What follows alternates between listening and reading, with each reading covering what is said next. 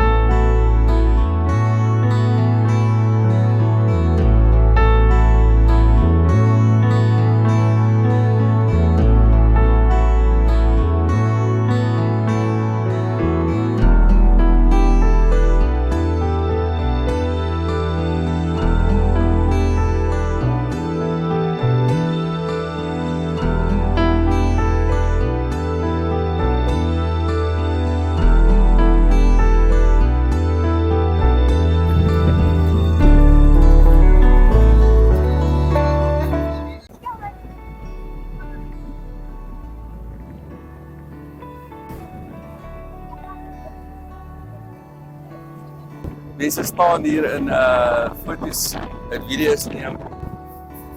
Welkom aan alles ras, my naam is Groewe Erasmus.